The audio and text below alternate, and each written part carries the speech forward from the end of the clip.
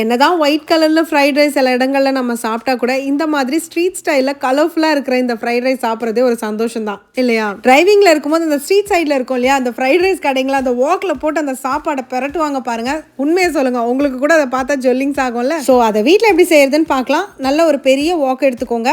6 பேர் சாப்பிட்ற அளவுக்கு ஃப்ரைட் ரைஸ் செஞ்சிருக்கேன். அதனால நல்லா தாராளமா எண்ணெய் ஊற்றி 5 முட்டையை ஃபர்ஸ்ட் பொரிச்சு எடுத்துக்கிட்டேன். அதுல கொஞ்சம் மிளகுத்தூள் உப்பு மட்டும் சேர்த்துக்கோங்க. இதுல தூளா கட் பண்ண 4 பச்சை மிளகாய், இதுல தூளா கட் பண்ண 10 பல் பூண்டு, ஸ்ப்ரிங் ஆனியன்ஸ், அதோட நார்மல் ஆனியன்ஸும் சேர்த்துருக்கேன்.